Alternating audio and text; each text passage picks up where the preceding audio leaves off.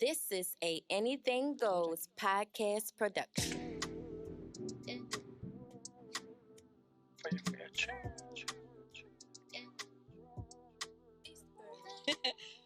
All right, you guys. Welcome back to another episode of the Journey of a Soul Sister podcast. Like I said, some of these episodes will be video, some of them will be audio. It depends on the severity of the episode or my guest preferences, actually. So, if you guys don't know these little things about me, the book is called The Journey of a Soul Sister. You can find it on Amazon, Barnes and Noble, wherever. The links are in my bio. I'll have all that listed in the description box. If you're looking for a podcast home, come and holler at Digital Empath Studios. You can't tell? Look at my setup. Thanks, Lee. Anyway, make a long story short, I decided to do this podcast to share my journey and other people's journey. Things that conversations we don't really talk about, right? Things that may make you feel uncomfortable or cause insecurities or feel lack of a parent. And in this episode, I'm about to go into that. I'm very transparent. I've told people before that I have a child with a disability, and his disability is autism. Yes, autism. My son, he will be 17 March 31st. This episode is going to drop in April in honor of Autism Awareness. Autism Awareness Day is April the 2nd. Wear your blue, light your blue light bulbs. But I'll get into that in more detail later. So let's run this back. You heard what I said. I have a child who's autistic. When you hear that you have a child with special needs, your whole life shatters in front of you. The first thing that you start to do is blame yourself. You're like, did I do something wrong? Did something happen? Did I eat the wrong thing? Was I drinking too early on in my, what is it, trimester? And I wasn't sure that I was pregnant. Was I not getting enough sleep, enough nutrients? Your whole world shatters because you're like, what did I do wrong? That I would have a child with a disability, right? Then you look at your partner and you're like, did it come from this person? So for me, did it come from him? What the hell in his family? But statistically speaking, us as African Americans, and I'll definitely say Black people, we don't do genetic testing. We don't dive into families' history and what mental illness or physical illness or any type of illness, period. It runs in the family. We don't care, right? Because we're into the person. We're not thinking of what the future could hold. So, as you guys know, I was a young teen parent. At this time, I've already had one child, my son, my oldest son. I found that I was pregnant. Pregnancy went like clockwork. It was beautiful. I wasn't underneath a lot of stress. I ate whatever I wanted, honestly. And I started having Brass and Hicks early on as a stage in your pregnancy. Went to the hospital. They're like, oh, you're fine. You may have this baby early. You may not. So I was due to have my son, the one who is autistic. I was due to have him April 26th, 2005. No, 2006. Yeah, 2006. I had him March 31st, 2006. 7:37 in the morning, I went into labor. That's when I went to the hospital. 7 centimeters dilated. By 9:26 a.m., he was pushed out completely. He was 6 pounds, 13 ounces, 21 inches long. To be considered a preemie, he was too big to be a preemie. He had a little bit of jaundice, but other than that, he was fine. We were able to go home on our normal day. As time grew on, he's getting chunky, handsome. I didn't notice anything. I would say around maybe 4 to 5 months, babies are saying mama, dada, those things he really did not do. He would stare off in the distance sometimes, and I never knew what he was staring at. So I took him to the doctors. I'm like, well, he's not saying mama and dada yet. I already have one child. And he was doing all these things. My oldest son was walking and talking about 9 months. He, man, he was the poster child to make you think you can have another child. Let's just say that. But my other son wasn't catching on. So the pediatrician is what they tell you. Well, all kids develop differently. He'll be fine. Give him some time. I think you're just trying to compare him to your other child. Don't do that. Everybody's development is different. I said, okay, fine. Now my son is going on to 1, you guys, 1 years old. And I'm real prevalent in reading to my kids, talking to my kids, just teaching them things because education is the one thing they can't take from you. And he's not catching on to anything, right? He's still not talking. He's 1. Now, gross motor skills, his looks, you'd be like, ain't nothing wrong with him just by looking at him. But let me tell you guys something. That is the most ignorant thing anybody could ever say because mental illness does not have a look. It comes in all forms and fashion. However, I was young. I was 21? About to be 21? Yeah, 21 years old or 22, around that time. I took him back to the pediatrician. I said, something's going on with my baby. He's not talking still. Something isn't right. No. Kids talk when they're ready and you'll be fine. And I'm telling you the God honest truth. They kept saying he's okay. Nothing's wrong. Let's fast forward. We're going into, I find out I'm pregnant again with my 3rd child. And my son is about to be 3. So he's about 2.5 years old. Yeah, about 2.5, going on to 3. Still not catching on to anything, you guys. He's not being potty trained. I've never heard my son say mom. So for you never to hear your child say ma or anything, it's like, okay, what's going on? What's the disconnect? And at this time, me and his father was not seeing eye to eye. He was blaming me for a lot of developmental delays with my child, telling me I'm the problem. It was just so much. At that time, I was homeless. I was living with someone else. I was like, well, maybe it is my fault because of my living situation and things that was happening. Maybe he's just dealing with being sheltered. Some kids don't feel safe or express. I would try to take him to Chuck E. Cheese and I knew something was wrong. He would have a meltdown. So if anyone's familiar with autism, some kids have episodes, we call them episodes, and something can set them off. It could be a sensory thing, a sound thing, an emotional thing, or they're really OCD-ish. So they like things in a certain manner. So if you move one thing, it could set them off. And we would go to Chuck E. Cheese and he would flip out. And it was too much for him. Now that I'm educated on it and I knew what it is now, I look back at those times and be like, I would have never put him in that type of predicament or I would have handled the situation better. My family and friends like, ain't nothing wrong with that boy. He gonna be okay. You're just making something up. You're just trying to just say, ain't nothing wrong with him. Okay, everyone's telling me nothing wrong with him, but I'm seeing something is wrong. So my next step, I go back to the doctors, the same pediatrician. Pediatrician says, oh, well, he just has developmental delay. But we're going to go ahead and give you a referral so you can take him to a psychiatrist and figure that out. I said, clearly he has developmental delay, but what is the cause? No one knows the cause.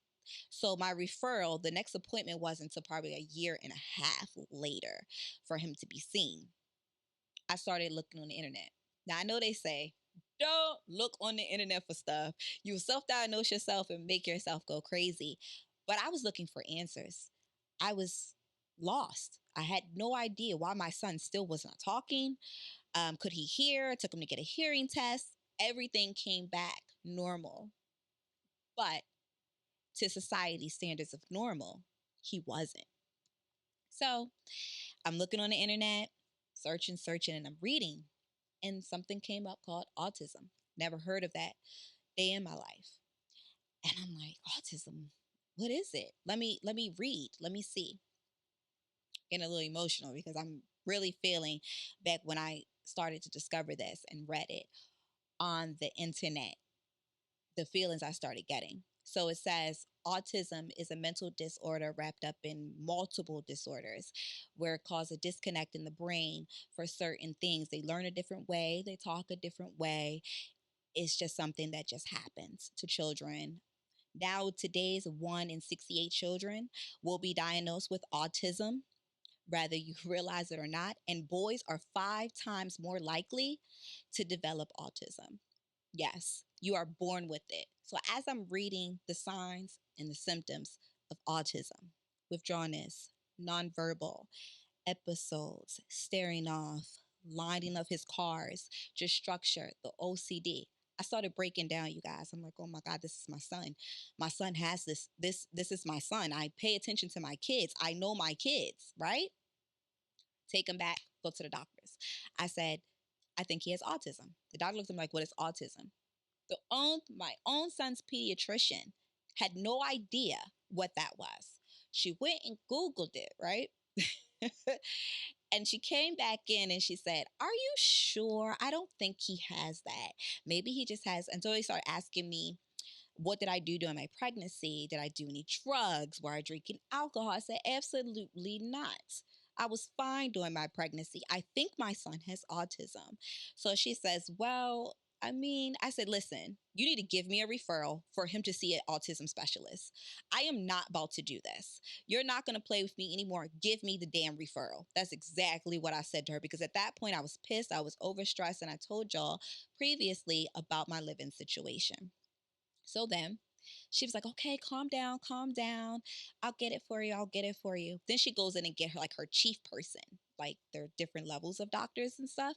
So then chief comes in and say, calm down. Are you all right? I said, I'm fine. I'm asking for a referral. I believe my son has this diagnosis. And to the right of this, you can give me that referral. So give me the damn referral. I don't know why she brung you in here. Do it so I can get my son the help that he needs. So he was like, are you sure? The internet will tell you. They kept trying to talk me out of something that I'm about to cuss you guys, already knew what it was. And I still get upset because they play with a lot of Black people, especially young mothers, right? And young women, they try to talk to you as though you don't know what is going on. I said, I already know what is going on. I just need clarification and I want to get him tested. So they left me in a room for like 30 minutes. This is no lie. They came back finally with the referral. During that time, I was like, calm down, talk to these people a little bit nice, can't be nasty. And back then, you guys, you think my attitude is something here? Please. Don't play when it comes to my kids. They give me the referral. Go home, I get back on the internet. I'm looking at resources here in the state of Maryland, especially Baltimore City. And I'm like, okay, what can I do? What can I do? I found Infant and Toddlers. So Infant and Toddlers is a program here in Baltimore City, and they see kids up, I think maybe to the age of 5, if I'm not mistaken, from birth to 5 for kids who have mental disorders or disabilities. And we went there and he would go for his treatments. We found him a program that he would go to school once a week, which was a PIES program. It used to be the old John Eager Howard. They would have it there where he would get sensory and he would get all these other things, but that was only one day a week. Right? I'm still telling you guys, my child is nonverbal. So then we ended up taking sign language classes together, me and my son, because I was thinking, hey, he may not ever talk. You guys, he may not ever talk. So how can I communicate with my son? So him and I learned sign language, and he really was communicating with me and his brother in that way. And mind you, I'm pregnant. So I take him, he gets a specialist, they make me fill out this. I went to university and I went to Johns Hopkins and Mount Washington. So we went to 3 different places here in Maryland and made me fill out this survey. They take him in a room by himself. I'm watching from a glass and all of the tests, all 3 places. And they came back into there. And I'm telling you guys, they were white people. And they sat down and they said, what made you think that he had autism? I said, well, I already had a kid. I know you say don't compare children, but something wasn't adding up. So I started on the internet, to be honest. And they all praised me. But at the same time kept asking me, well, how old are you? Wow, you really know that you're young and you already have a child. Well, let me tell you, Miss Harris, because that's my last name, you guys. Your son is autistic. He is on the spectrum. And he has a developmental delay on top of that, which is caused from his autism. So immediately I start crying. And I don't like to cry, but I started crying. All 3 people told me. So not only did myself knew this, but 3 people who's supposed to specialize in this confirmed it. And I was like, oh God, what do I do? Right? What do I do? Like I don't know what to do. He's already going to infants and toddlers program. That's only 1 day a week. I have another child. I'm pregnant now. What do I do? So they're like, well, do you think that this one lady, when I said that, would you may want to give him up for adoption, find him a home where someone would want him to do this, because you're young and you already have one and then another baby that's come. I said, absolutely not. Why would I do that? Why would I put my son up for adoption because he's not normal? Is that what you're telling me? She's like, no, I'm not trying to offend you. I'm not trying to offend you. I'm just saying sometimes it's a lot for people. Well, it's not a lot for me. And I'm going to do what I need to do for my son. So put me in the right direction to where I need to go. And that was at Mount Washington, to be honest. So then they gave me referrals or like papers of programs and certain things. And then, mind you guys, he's 3. So now I'm trying to figure out schooling. Where's services? 1 week I'd have to take him across town for speech. The other one was for sensory. The other one was for behavior. One was for learning. And I was everywhere, dragging my son and pregnant and homeless. Plain, point, simple. I said, I can't do this. I can't do this. I cannot do this. I set up a meeting at North Avenue for IEP. So most people who have disabilities or learning disabilities, they have an IEP. An IEP is an individual education like program, just all the services that they would need. So we get there and I give them the papers of what the psychiatrists and therapists and doctors and what I Googled on internet of services that kids need for autism. I said, and there's no way that I can take him every single day other way and still be a parent. I looked up that there are services in schools that will do this for our kids. And they were like, well, Baltimore City has these programs. He could go to the Bear School. I said, absolutely not. He will not. It says that he should probably be in a 12-month program. Baltimore City does not have a 12-month program at the time. Now, it may have changed, but back then they did not. Mind you, my son's about to be 17. So I said, find me programs. And they were looking, and they were like, well, how about this school? And I was like, no, absolutely not. We're not going to that one. I was throwing it back at them, not doing it. I was fortunate enough to look on the internet. I said, okay, so what about Kennedy Krieger? What about Shepherd Pratt? Things like that. And they were like, well, okay, we could send the referral, but we would prefer if you just try Baltimore City School. I said, I'm not putting my son in a Baltimore City school when I am a product of Baltimore City schools. And I'm not just saying that they are right, but it's hard for someone who isn't autistic to go through these programs in school. You do not have enough resources to give my child what he needs. You're telling me I still have to take him other places. I want him in schools and a program where he will get all the services that he's supposed to have. Mind you, guys, I ain't know nothing about no IEP. I ain't know any of these things. I was just like, I'm going to do what the internet says. That internet's your best teacher. Just saying. They were like, okay, Miss Harris. Okay, Miss Harris. So they sent my paperwork over to Kennedy Krieger. Kennedy Krieger had a 3-year waiting list. What am I going to do with that? Then they sent me to Shepherd Pratt. So it's called Bush. And this one, when it was at Towson's campus. My son would never leave my side, you guys. You have no clue. Like, my son would, attach to me. We walked in that building. He got down, and he was so comfortable. They were like, we're going to take him around and let him look. And mind you, I'm nervous. I was shaking. I was like, you sure? They're like, Mom, we have him. He's fine. And he went with these people. And they pulled me in a room. They were able to already tell me a plan that they have for my son, what his Monday through Friday would look, how many hours of OT services, speech, sensory, behavior, therapy, speech therapy, of course, because that was important, what they would do, behavior interventions, all of that. When I walked into that building, I was sold immediately. They showed me how it was a small classroom ratio where there were 3 people in a class to 6 kids. Come on now. So those kids are getting their independent learning and everything that they needed. I said, when can he start? They said, Mom, he can start tomorrow. I take it back to Baltimore City. They try to talk me out of it at first. Like, are you sure? Are you sure, Miss Harris? Are you sure? Yes, I am definitely sure. And this is where he's going to go.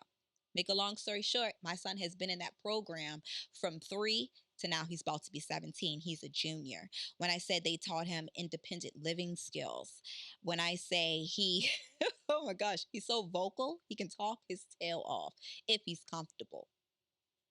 So let's rewind it back, right? I told you he never was talking at first.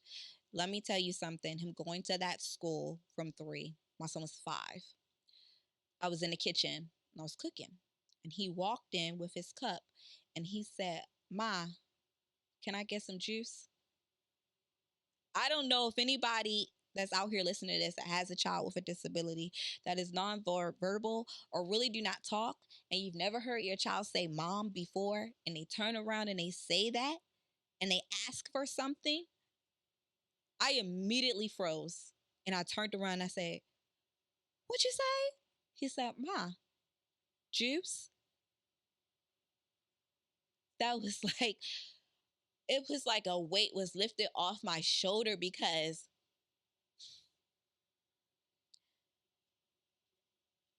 I already know how hard it is for Black men already out here. And then to have a disability and you can't really vocalize what you're saying. And for him to say juice, I knew I was on the right path. I knew that things were going to change. But I had to change things about me.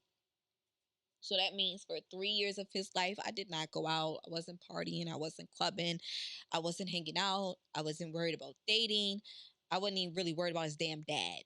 And anybody that knows me from back in the day and know what his dad, we were inseparable. We were off and on, but you knew that we were going to be together, right? At some point at some time. I was like, okay, how can I build on this with his autism? How do you build on it? All right, let's keep speaking. Let me keep putting him in different environments, pushing things that he's not used to, things that are uncomfortable, but make him comfortable. Learn his limits and learn the IEP process. Anyone who has a child with a disability, I am dead serious, even an intellectual disability could be a form of autism as well. So please look into that. There's Asperger's, which is also a form of autism. The spectrum runs from high, medium, low, moderate. There could be anyone going through those things. Please get it further tested, but learn about the disability. Be like the most scholar in it. Like you want to learn a new trade or you trying to do something to improve yourself or your business, learn about the disability. Go to those parenting classes because I've done them. It's nothing wrong with doing parenting classes, and they have parenting classes for people who have special needs.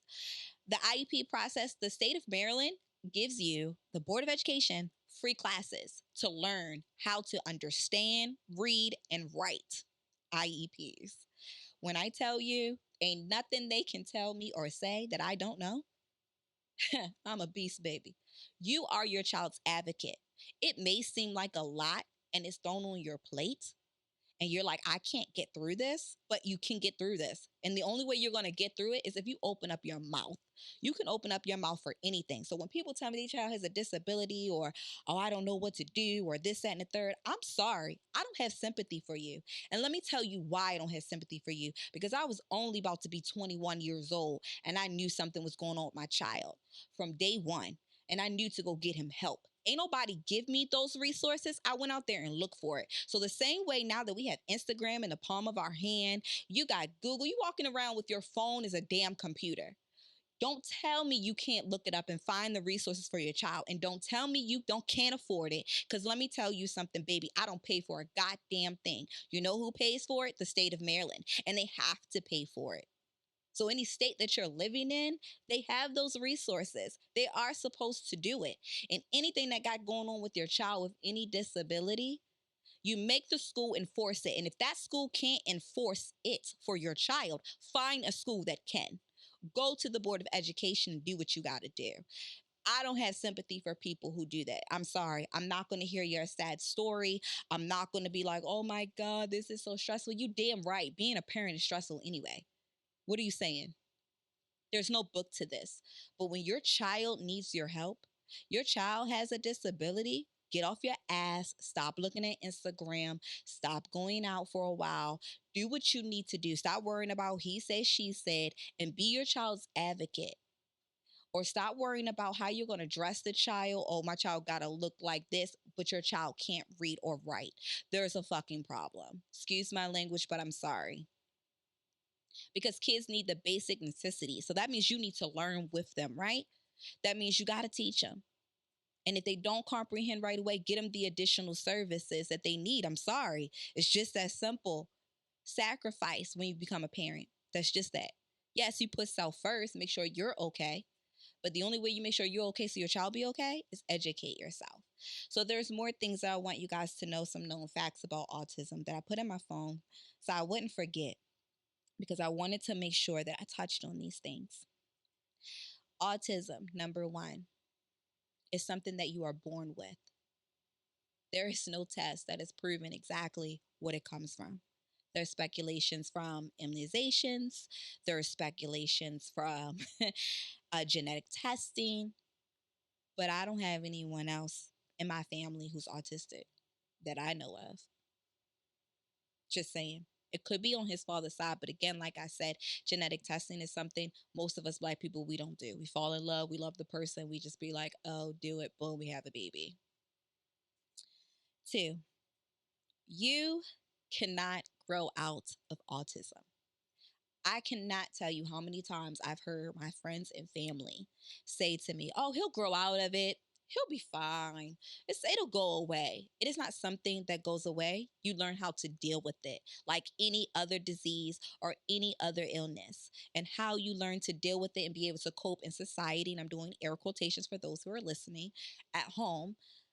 You learn to adjust properly. You learn how to navigate and use the system to help you. So, no, my son will never grow out of autism. Your child will never grow out of autism. I'm going to say it again. Your child will never outgrow autism. You will learn to cope with it. You will learn to adjust. You will learn to move through life with your disability. 3, autistic people are better at some things than others. There are a lot of people who are autistic who are scientists, who are great at math, great at sports, because when they own into something, they focus solely on that one thing and they magnify it. They will live, eat, and breathe whatever that is. Please do not think because you are autistic or your child is autistic that they are dumb, because they are not. They are some of the smartest kids. You just have to figure out how they learn. And when you figure out how they learn and how to adjust your way of thinking, you'll be surprised what you will unlock in that child and what you will unlock in yourself. Number 4, adults can be diagnosed with autism. You know how when we were growing up, people would say, oh, that person's retarded, or something's wrong with that person, or they're weird, and things like that. A lot of people have been misdiagnosed for the longest because of lack of testing and education of autism. So please, if you feel or you think that something is off, do not be ashamed. Go get help. Go get tested. 5, there are more people with autism than you know. It's funny because honestly, now that I've gone through it, I can kind of see it in others. Autism doesn't look the same for everyone. So let's make that clear. Some people will be high functioning, low functioning, medium functioning, like I told you, and have multiple disabilities wrapped up in one. 6, more men have autism than women. I don't know why. They are still trying to do testing. They're still trying to figure this out. Why is it affecting our men or our little boys so much more than it is us women? But until then, we'll never know. But keep that in mind. 8, autism and the spectrum is something that you should learn. Know everything that there is to know about it. That way, no one can tell you different. 3 positive things about autism. I'll tell you this. Some of them are such lovable people. My baby is so lovable. But autistic people can display a range of strengths and abilities. They can carry out things more far than you would ever know. The way they're thinking in their brain will enlighten you and inspire you for you to change. I wanted to let y'all know that. Please, please, please, please get your child help. Will SSI cover it? I had that question. Someone asked me. Yes, it will. They will. He hasn't received it in years, but early on in his diagnosis, yes. They denied it first, and then you have to reapply, do an appeal, do those things, and then. But as when I was going through a home buying process at the time, money that I had saved, they said to me, hey, you don't need it, or you owe us this amount because you have this in your savings. So it's a lot of things with that. I can do a show about it if you want me to, but we really don't have to. There's one other thing that I wrote, and I just wanted to make sure that you guys know about autism because we speak about it and now it's becoming our norm. There's a lot of celebrities out here who have autism and kids who have autism.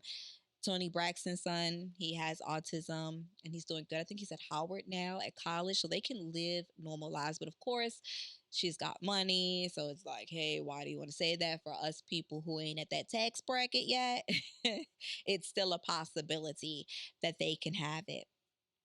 Um, if you guys don't know already, like I said, Autism Awareness Month is April. Autism Awareness Day is April 2nd of every year. You can show ways of appreciation. We light a blue light bulb every year. Baltimore has a walk.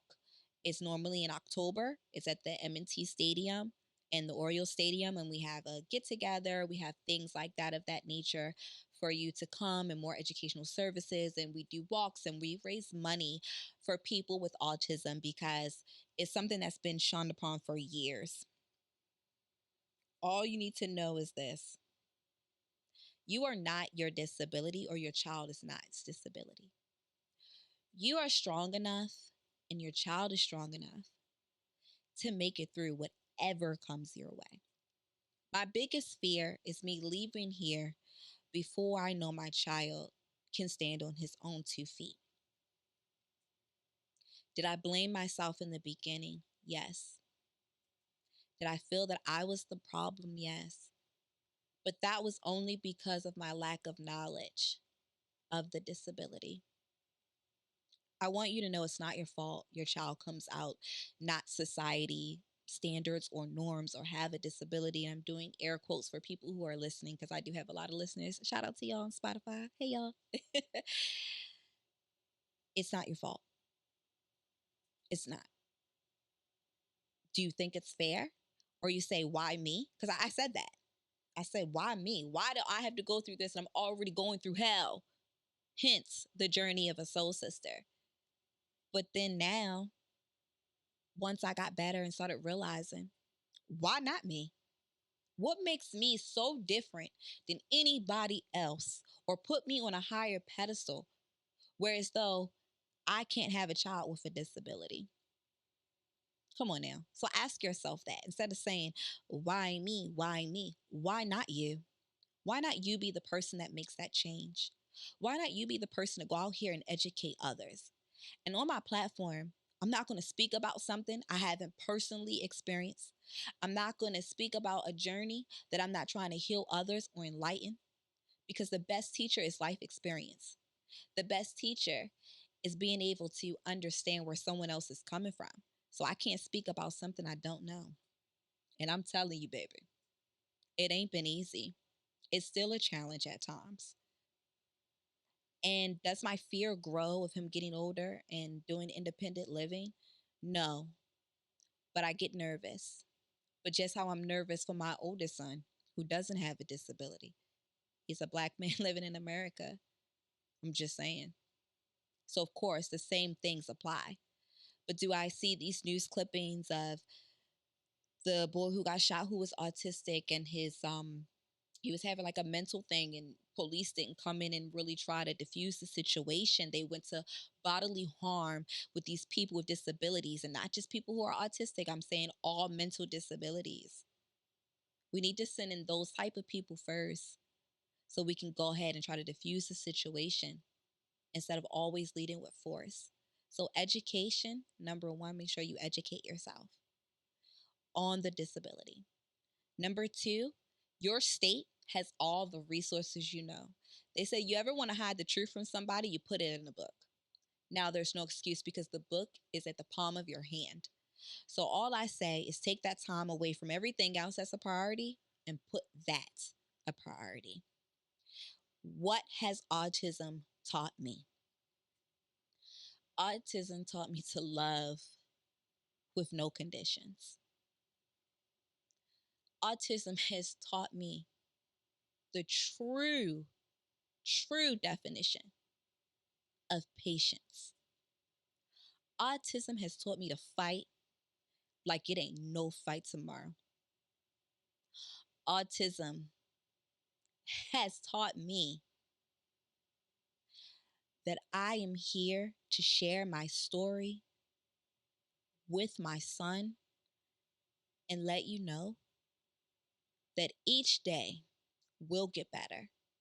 And each day you better fight. Autism has shown me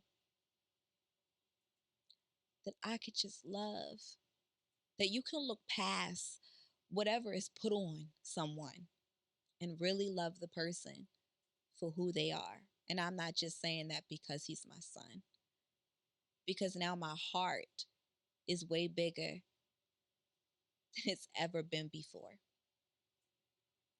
So I say this to anyone who is dealing with this. It's okay to go through all the stages of grief. No, first is denial. First is denial. Ain't that wrong? It's okay when you hear your family say they'll grow out of it or you're making a bigger thing. It's all in your head.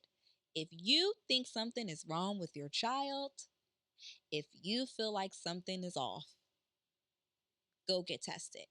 Some people need medication. I've been fortunate enough with my son, we didn't have to do medication, but some people do. So if you feel as though that's something you need to do your research on what you're putting in your child's body, how it will affect them in other ways, because every medication has a side effect. So do that. Counseling, family counseling has helped, individual counseling. Now my son is at the process where he is self-advocating for himself. And you know what he tells me? He said, I am not what people say I am. He said, autism will not get the best of me. Yes, I have it, but that doesn't make me who I am. And for him, hear him say that, you guys, I got to say this again. For someone who wasn't speaking until the age of 5 is talking now, self-advocating for himself. He's doing independent living stuff. Oh my goodness. He can stay home by himself. He walks to the store. He does things that I didn't think that he would be capable of doing when I first found out, and of everything that they told me that he wasn't going to be able to do. So let me tell you this. They will tell you your child will not amount to anything. They will not graduate from high school. They may not be able to read. They may not be able to do independent living. They may not be able to cook. You teach your child. And I promise you, if you take that time out and you teach your child, it may take a while for them to get it. They'll get it. They will get it. That's all I can say. And you will love it. So I want you guys to stay tuned because autism affects me, right? And my children around us, because we all feel like we have to look out for him, right? We all protect him. But on the next episode of this, of a part 2 of autism and in support of Autism Awareness Month, I'll bring little facts every episode, say something. But the next one is I will have my son. You guys will be able to see. And if you're following me on Instagram, you probably saw me and him dancing. It's on my page. He loves dancing, by the way. And he was teaching me how to do the line dance properly. And we're going to talk to him and see how he feels and what are some of his struggles and navigate, because I learn every single day from my kids. And I want to just share that piece with you guys. So thank you. Thank you for listening. Thank you for understanding. And if even for those who don't get it, maybe you can share this with someone who will. Remember, just because they put these labels on you, and just because you or someone you love has a disability, it doesn't mean that they are anything less than, not capable of love, learning, or growing. Look at it as time for you to reshape your way of thinking, your mindset, and how you can be better and also share with the world. And with that, there's been another episode of The Journey of a Soul Sister. This is a Anything Goes podcast production.